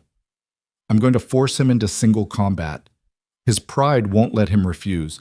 Not in front of his men. And if you lose, then you run. Like we planned." "Ethan, it's the only way, Maryanne. We can't hold out forever, and I won't let that man take you back to hell." He touched her face, brief and gentle. "Trust me." She caught his hand, pressed it against her cheek. "Come back to me." "I will. I promise." He went to the door, took a deep breath, and called out into the darkness. "Hartwell, I want to talk." Silence. Then Thomas's cultured voice drifted back. "I'm listening. You want your wife and daughter. I want you gone. So let's settle this the old way, you and me. Single combat. Winner takes all." Laughter echoed from the trees. "You can't be serious." "I'm completely serious. Or are you afraid to face me without your hired guns backing you up?" The laughter stopped. Ethan had struck the nerve he was aiming for, Thomas's pride, his need to prove dominance. "What are the terms?" Thomas called. "We meet in the center of the clearing, just us. No weapons except what we carry on our bodies. We fight until one of us can't continue. If you win, I tell you where Maryanne and Lily are hiding. If I win, you and your men ride away and never come back." "And how do I know you'll honor the terms?" "You don't, but you know I'm a man of my word. You've seen that over these past months. Can your hired guns say the same about you?" Another silence. Ethan could almost hear Thomas calculating, weighing options, considering angles. "All right," Thomas said finally. "Single combat, but I choose the weapons." "What weapons?" "Knives." A cold knot formed in Ethan's stomach. Knife fighting was brutal, intimate, required skill he wasn't sure he had. But he'd issued the challenge. He couldn't back down now. "Agreed," he called. "Give me 5 minutes to say goodbye." He stepped back inside. The others were staring at him with expressions ranging from admiration to horror. "That's the bravest, stupidest thing I've ever heard," Frank said. "Probably." Ethan began stripping off his heavy coat, his vest, anything that would restrict movement. "But it's done. Frank, if I don't make it back, you get them out of here. There's money hidden under the floorboard by the stove. Take it. Use it to get them west." "You're coming back," Frank said firmly. Ethan turned to Maryanne. She stood frozen, tears streaming down her face. "You can't do this," she whispered. "Thomas was in the military. He knows how to fight. He'll kill you." "Maybe, but I'm fighting for something he can't understand. That gives me strength he doesn't have. Love isn't armor, Ethan. It won't stop a blade. No, but it'll make me faster, stronger, more determined than any hired soldier fighting for money. He pulled her close, kissed her hard. I'm coming back to you, to both of you. I swear it. He went to the back room. Lily sat huddled in the corner, her doll clutched tight, eyes huge in her pale face. Ethan? Her voice was so small. Are you going to fight my father? Yes. Are you going to win? He knelt in front of her. I'm going to try my very best, and while I'm out there, I need you to be brave. Can you do that for me? She nodded, tears tracking down her cheeks. Good girl. He kissed her forehead. When this is over, we're going to have a real family. You, your mama, and me. I promise. I love you, Ethan. The words hit him like a physical blow. He hadn't expected them, hadn't prepared for the raw emotion they carried. I love you too, little one. He stood, made himself walk away before his resolve could falter. At the door, he paused, looked back at Maryanne one last time. I'll see you soon. Then he stepped out into the cold Montana night. Thomas was already in the clearing, his expensive coat discarded, a long knife gleaming in his hand. The hired guns had formed a loose circle around the space, torches held high to provide light. Their faces were impassive, professional. This was just another job to them. Ethan walked forward slowly, his own knife, a sturdy hunting blade he'd owned for years, held loosely at his side. He studied Thomas as he approached, looking for weaknesses, for tells. The other man looked confident, relaxed, too relaxed. Last chance to back out, Thomas said. Tell me where they're hiding and I'll make this quick. No deal, Thomas shrugged. Your funeral. They began to circle each other, feet crunching in the snow. The clearing had gone silent except for the crackle of torches and their breathing. Thomas struck first, a lightning-fast slash aimed at Ethan's throat. Ethan jerked back, felt the blade whisper past his skin. Close. Too close. He countered, aiming low, trying to cut Thomas's leg. The other man danced away, laughing. You're slower than I expected. All that time in the wilderness made you soft. Ethan didn't respond. He was learning Thomas's rhythm, his patterns. The man fought like he did everything else, with arrogance, with the assumption that he'd already won, that arrogance was going to be his downfall. They clashed again, blades scraping, sparking. Thomas was skilled, no question. His military training showed in every movement, every calculated strike. But Ethan had something Thomas lacked: desperation. He fought like a man with everything to lose, taking risks Thomas wouldn't consider. When Thomas aimed for his chest, Ethan stepped into the attack instead of away, accepting a shallow cut to his ribs in exchange for an opening. His blade found Thomas's shoulder. Drew blood. Thomas's eyes widened in surprise. Then in rage, "You bastard!" he hissed. The fight intensified. They moved across the clearing in a deadly dance, blades flashing in the torchlight. Ethan felt cuts opening on his arms, his chest, felt blood running hot down his skin. But he gave as good as he got, marking Thomas again and again. The hired guns watched in silence. This wasn't their fight. They'd been paid to retrieve a woman and child, not to watch their employer bleed. Thomas lunged, overextending. Ethan saw the opening, took it. He caught Thomas's wrist, twisted, used the man's own momentum against him. They went down together in the snow, grappling, knives forgotten as they fought for dominance. Thomas was strong, but Ethan was bigger. He got an arm around Thomas's throat, squeezed. The other man thrashed, clawed, tried to break free. Yield, Ethan growled. Yield and this ends. Never, Thomas choked out. She's mine. The child is mine. They're not yours. They're not anyone's. They're free. Thomas's hand found a rock, swung it hard into Ethan's temple. Stars exploded across his vision. His grip loosened. Thomas rolled away, gasping, reaching for his knife. Ethan shook his head, trying to clear it. Saw Thomas coming at him, blade raised high. No time to dodge. No time to... A gunshot cracked across the clearing.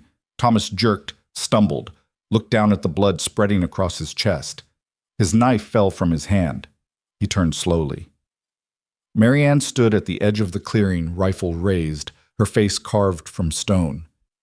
I told you to stay inside, Ethan said weakly, and I told you I wouldn't let him take you from us. She kept the rifle trained on Thomas as he sank to his knees. "It's over, Thomas. You lost." Thomas laughed, blood bubbling from his lips. You think this is over? I have lawyers, money, connections. They'll come after you. They'll take Lily. You'll never be free." "Yes, we will." Maryanne's voice was steady. "Because you're not going to tell them anything. You're going to disappear into these mountains, and no one will ever know what happened to you." You can't." Thomas's eyes were going glassy. "Lily is my daughter, my blood. Lily is her own person, and she deserves better than you." Thomas tried to say something else, but the words wouldn't come. He swayed, fell forward into the snow, and went still. The clearing fell silent. One of the hired guns stepped forward. "Ma'am, we were paid to retrieve you and the child. Mr. Hartwell is dead. That means our contract is void." "Then leave," Maryanne said. "All of you, leave and forget you were ever here." The men looked at each other. Finally, the spokesman nodded. "Yes, ma'am. But for what it's worth, he had it coming." They gathered their wounded, mounted their horses, and rode away into the darkness. Within minutes, it was as if they'd never been there at all.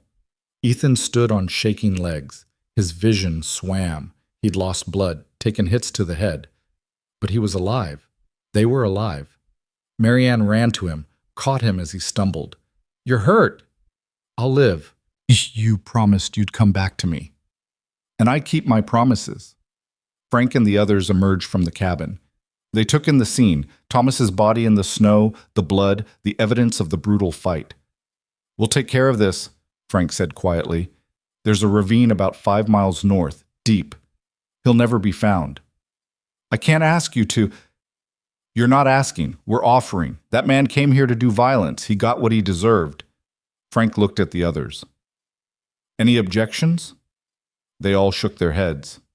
"Then it's settled. We bury him deep, we keep our mouths shut, and as far as anyone knows, Thomas Hartwell never made it to Montana." They worked through the night. Ethan was too injured to help much, but the others managed. Thomas's body was wrapped, loaded onto a horse, taken away. The blood in the snow was covered with fresh powder. The evidence was erased. By dawn, it was as if the battle had never happened, except for the bodies of the 2 hired guns who'd died in the initial assault. For them, they crafted a different story. Men who'd attacked an isolated ranch, been killed in self-defense. The law, when it eventually came, would accept that version. Frontier justice was still justice. In the cabin, Maryanne tended Ethan's wounds with gentle hands. The cuts were numerous but mostly shallow. The head wound worried her most. "You might have a concussion," she said, cleaning dried blood from his face. "I've had worse." "When?" "Never." He caught her hand. "Thank you for the shot, for saving my life. You were saving ours. It seemed only fair to return the favor." Lily appeared in the doorway, hesitant. "Is he gone? Is my father really gone?" Maryanne pulled her daughter close. "Yes, baby. He's gone. He can't hurt us anymore." "Never?" "Never." Lily looked at Ethan. "Does that mean we can stay? We can really stay here?" Ethan smiled despite the pain. "If your mama wants to. This can be your home for as long as you like." "Forever?" "Forever." Lily's face lit up with a smile that made every injury, every risk, every moment of fear worthwhile. The next weeks passed in a blur of healing and rebuilding. The law came, asked questions, accepted the self-defense story without much scrutiny. Frontier life was hard, and sometimes hard men met hard ends. That was just how it was. Frank and the others helped rebuild the barn, bigger than before, stronger. The community rallied, bringing supplies, labor, support. Word spread about what had happened, and public opinion firmly sided with the woman and child who'd been hunted by a violent man. No one questioned where Thomas Hartwell had gone. And no one cared to look too hard. Spring came early that year, melting the snow and revealing the valley in all its wild beauty. Grass sprouted green, flowers bloomed. The creek ran full and clear. Ethan stood in the doorway of the new barn, watching Maryanne hang laundry in the sunshine while Lily played nearby with a new horse, a gentle mare Frank had brought as a gift. She's healing, Maryanne said, coming to stand beside him. I can see it in her eyes. The fear is fading. What about you? Are you healing? She considered the question. I think so. It's strange. I spent 7 years afraid, and now I keep waiting for something terrible to happen. But it doesn't. Days just pass, quiet and peaceful, and I have to remind myself this is real. It's real. I know. She leaned against him. And I'm grateful. Every single day, I'm grateful. They stood in comfortable silence, watching Lily brush the mare's mane with intense concentration. You remember what you promised me? Maryanne asked. Back when this was all happening, you said when it was over you'd tell me how you felt. I remember. It's over now, so tell me. Ethan turned to face her fully. I love you. I didn't mean to, didn't plan to. But somewhere between pulling Lily from that well and fighting for our lives, you became essential to me. You and Lily both. You're my family now. The family I thought I'd lost forever. Tears welled in Maryanne's eyes. You too, and I want to build a life with you, a real life. Not running, not hiding, just living. Then that's what we'll do. He kissed her, soft and gentle, a promise of all the days to come. Lily's voice interrupted them. Are you going to get married? They broke apart, laughing. Have you been eavesdropping? Maryanne asked. Maybe. Lily grinned, completely unrepentant. But are you? Because I think you should. Ethan knelt down to her level. Would you like that? If your mama and I got married? Yes! Then you'd really be my father, not just someone who protects us. My real father. I'd be honored to be your real father, Lily. Then you should ask Mama properly.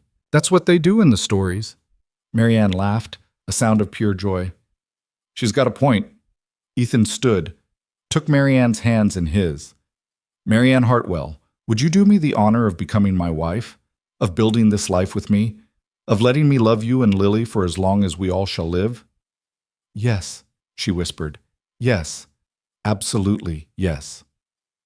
They were married in June, in the valley with the mountains watching. Frank served as witness, along with half the population of Birch Creek. Lily wore a new dress and stood beside her mother, beaming with pride.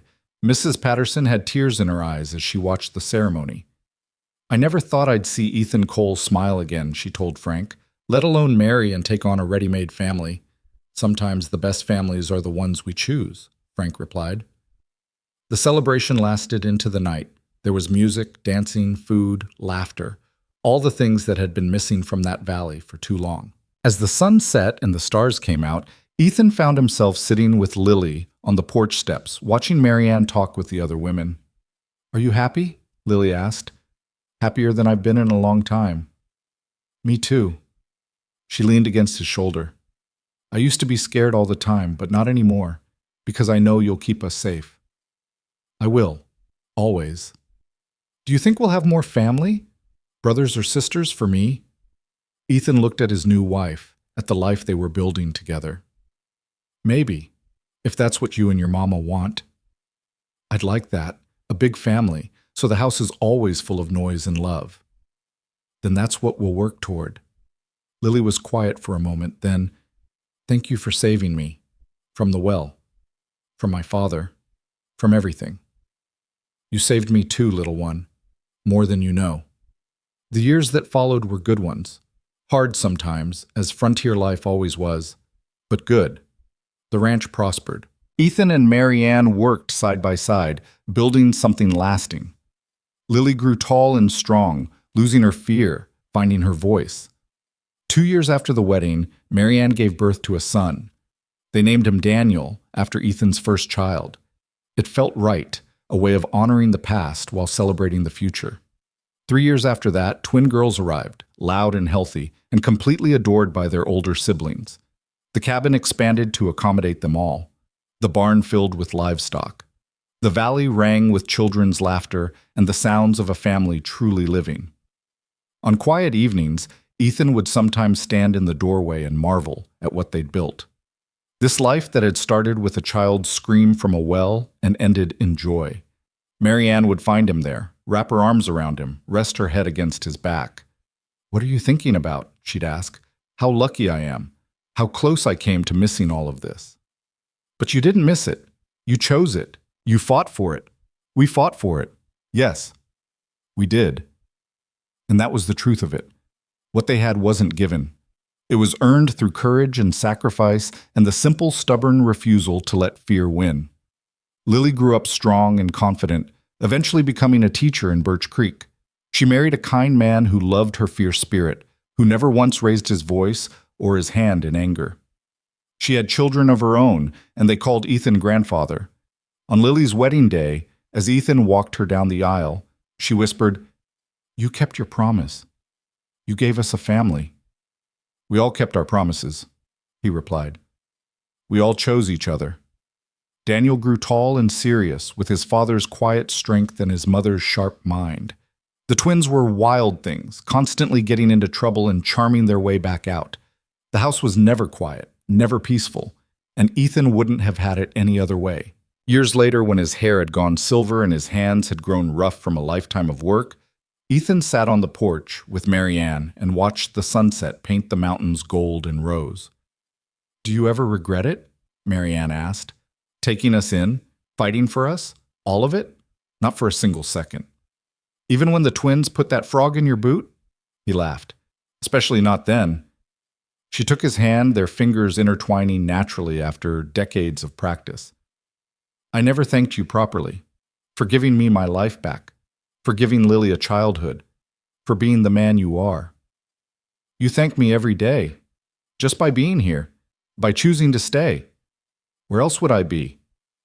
"Anywhere. You're free now. You could go anywhere, do anything." "I choose here. I choose you. I'll always choose you."